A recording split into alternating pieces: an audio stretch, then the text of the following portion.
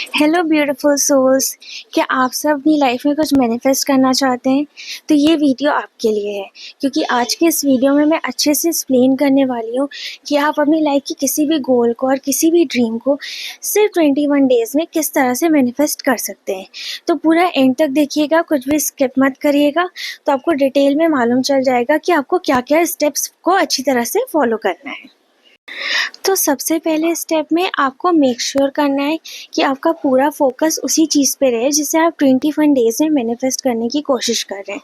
तो सबसे पहले तो अगर आपके पास कोई विजन बोर्ड है तो उस पर आप उस चीज़ की पिक्चर स्टिक कर दीजिए। आपके पास विजन बोर्ड नहीं है तो आप अपने रूम में हर उस जगह पे उस पिक्चर को स्टिक कर दीजिए जहाँ आपकी नज़र बार बार पड़ती हो। आपको ध्यान रखना है कि आपका पूरा फोकस सिर्फ उसी चीज़ पे होना चाहिए। आपके फ़ोन का वॉलपेपर, आपके लैपटॉप का वॉलपेपर, सारे वॉलपेपर उसी चीज़ से रिलेटेड होने चाहिए जिसे आप 21 डेज़ में मैनिफेस्ट करने की कोशिश कर रहे हैं। आपको मेक श्योर करना है कि आप जहाँ भी देखो आपका ध्यान उसी चीज़ पे जाए, तभी आपकी वाइब्रेशन अंदर से जो निकलेगी वो उस फ्रिक्वेंसी पे वाइब्रेट करेगी जो आप मांगने की कोशिश कर रहे हैं। मुझे जब भी कुछ मैनिफेस्ट करना होता है तो मैं यही करती हूँ कि मेरे एग्ज़ाम होते हैं तो मैं एग्ज़ाम से रिलेटेड वॉलपेपर लगा लेती हूँ। जब मैं लिख रही होती हूँ तो मैं ऑथर से रिलेटेड वॉलपेपर लगा लेती हूँ।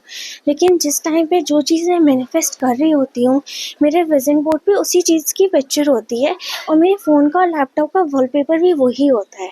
और मैं हमेशा मेक श्योर करती हूँ कि उतने टाइम पीरियड में मेरे आँखों के सामने वो चीज़ 24/7 रहे, ताकि मेरे सोते टाइम भी मेरे अंदर से वही वाइब्रेशन निकल रही हो। और अगर आप जो मैनिफेस्ट करना चाहते हो वो आपको कभी आपके ड्रीम में दिख जाए तो वो बहुत बड़ा प्लस पॉइंट है। मतलब वो चीज़ आपके सबकॉन्शियस माइंड में बैठ गई है, तो सोते टाइम भी आप वही मैनिफेस्ट करोगे जो आप करना चाहते हो। सेकंड पॉइंट है लिखना। अफ़र्मेशन लिखना बहुत ज़्यादा ज़रूरी होता है। आपने इतना तो महसूस किया ही होगा बचपन से कि जो भी चीज़ लाइफ में इम्पोर्टेंट होती थी हमारे पेरेंट्स उसे हमें लिखाते थे। जब हम छोटे बच्चे थे तो हम लिख लिख कर याद करते थे, हमें बार बार सेम लाइन लिखाई जाती थी जब तक वो हमें याद नहीं हो जाती थी। तो हमारे दिमाग की प्रोग्रामिंग ही उसी तरह से हुई है कि हमें पता है कि अगर हम कोई चीज़ लिख रहे हैं ना तो वो बहुत ज़्यादा इम्पॉर्टेंट है।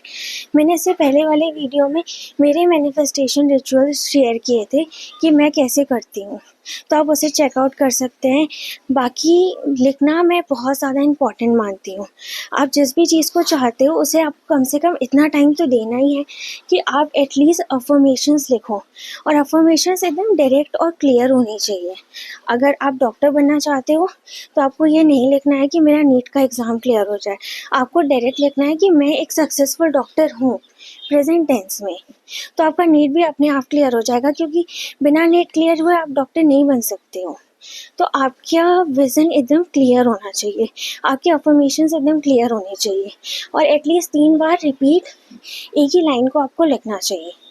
शॉर्ट होनी चाहिए, सिंपल होनी चाहिए, क्लियर होनी चाहिए आप जो भी मांग रहे हो, और वो आपको 21 डेज तक लगातार लिखना है। या तो आप नहाने के बाद लिखो या तो आप सोते टाइम लिखो, क्योंकि वो दिमाग में बैठ जाता है। Now the third step, and it's very important क्योंकि ये सबसे ज़्यादा पावरफुल स्टेप है, वो है विजुलाइज करना।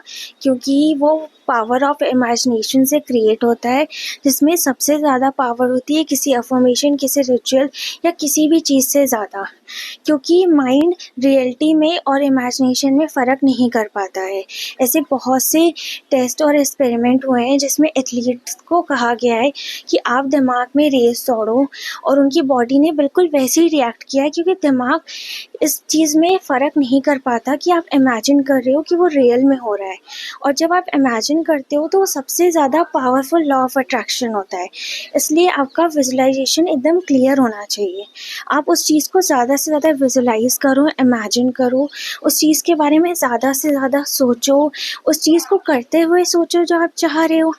आप अपने आप को अकेले टाइम दो और उस चीज़ के बारे में बहुत ज़्यादा डिटेल में सोचो, छोटी छोटी बारीकियों के साथ। तो आपका इमेजिनेशन में इतनी पावर है जो आपको खुद को हैरान कर देगी। तो लास्ट स्टेप में मैं आपसे इतना ही कहना चाहती हूँ कि अपने पावर ऑफ इमेजिनेशन को समझिए और विजुअलाइजेशन पे सबसे ज़्यादा ध्यान दीजिए। फाइनल स्टेप है लेट गो करना। आपको सारी चीज़ों को करने के साथ साथ जब हम बहुत ज़्यादा वरी करते हैं और हम आउटकम के बारे में बहुत ज़्यादा सोचते हैं कि कब होगा, कहाँ होगा, कैसे होगा, ऐसे कैसे हो जाएगा, तो हम हमारे अंदर से जो वाइब्रेशन निकलती है ना, उसके साथ एक और वाइब्रेशन निकल जाती है, वो होती है डाउट की। तो ये बहुत कॉमन प्रॉब्लम होती है जब हम कुछ मैनिफेस्ट कर रहे होते हैं, तो अगर हमारे अंदर से हम जो चाह रहे हैं उसको मैं उसकी वाइब्रेशन से ज़्यादा अगर ये वाइब्रेशन निकलने लगी कि अगर ये नहीं हुआ या कैसे होगा, तो वो चीज़ प्रॉब्लम क्रिएट करता है। आपको लेट गो कर देना है, आपको गॉड पे बिलीव रखना है, यूनिवर्स पे बिलीव रखना है कि आप जो भी मांग रहे हो वो 100% हो जाएगा। पकड़ के नहीं बैठना है, जब तक आप अपने हाथ में पकड़ के बैठोगे यूनिवर्स काम नहीं कर पाएगा। आपको वो चीज़ यूनिवर्स के हाथ में छोड़ देनी है कि मांग तो मैंने लिया है, काम अपने आप हो जाएगा। अब मुझे इस बारे में ना ज़्यादा सोचना है, ना ज़्यादा चिंता करनी है।